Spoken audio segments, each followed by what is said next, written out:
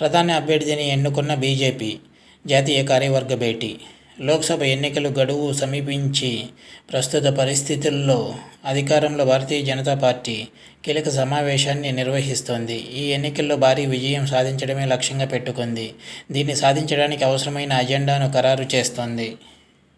దేశ రాజకీయాల్లోని భారత్ మండప్ వేదికగా జరగనున్న బీజేపీ జాతీయ కార్యవర్గ సమావేశాల్లో అన్ని రాష్ట్రాల కార్యదర్శులు, పదాధికారులు పాల్గొన్నారు. పార్టీ జాతీయ అధ్యక్షుడు జేపీ నడ్డా, కేంద్ర హోంమంత్రి శాఖ అమిత్ షా, వివిధ రాష్ట్ర శాఖ అధ్యక్షులు హాజరయ్యారు. రెండో రోజు సమావేశాల్లో భాగంగా ప్రధానమంత్రి నరేంద్ర మోడీని సన్మానించారు.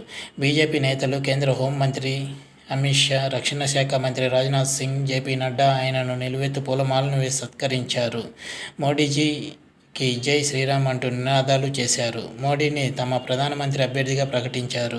అనంతరం అమిత్ షా ప్రసంగించారు. వచ్చే ఎన్నికల్లో 400 లోక్సభ స్థానాలను గెలవాలని టార్గెట్గా పెట్టుకున్నామని, దీన్ని అవలీలగా సాధిస్తామని ధీమా వ్యక్తం చేశారు.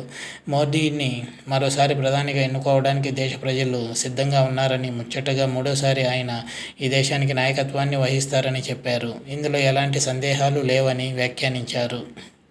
ఈ 75 సంవత్సరాల్లో ఈ దేశం 17 లోక్సభ ఎన్నికలు, 22 ప్రభుత్వాలు, 15 మంది ప్రధానమంత్రులు చూసిందని, ఎప్పుడూ జరగని అభివృద్ధి మాత్రం మోడీ హయాంలోనే చోటు చేసుకుందని అమిత్ షా అన్నారు. ప్రతి రంగం అభివృద్ధి చెందిందని, ప్రతి వ్యక్తి అవసరాలను మోడీ ప్రభుత్వం తీర్చిందని చెప్పారు. ఈ 10 సంవత్సరాలలో మాత్రమే అది సాధ్యపడిందని స్పష్టం చేశారు. ప్రతిపక్షాల ఉమ్మడి కూటమి ఇండియా ఈ దేశ ప్రజాస్వామ్యాన్ని ఖతం చేసిందని ఆరోపించారు.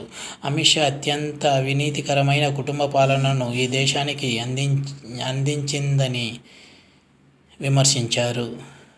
అవినీతి, బంధుప్రీతి, బుజ్జగింపులు, కులతత్వంతో ఇన్ని సంవత్సరాల పాటు పాలించారని ధ్వజమెత్తారు. దీన్ని నిర్మూలించి ఈ 10 సంవత్సరాలలో మోడీ ఎంతో అభివృద్ధిని సాధించారని ప్రశంసించారు. ఇది వ్యూవర్స్.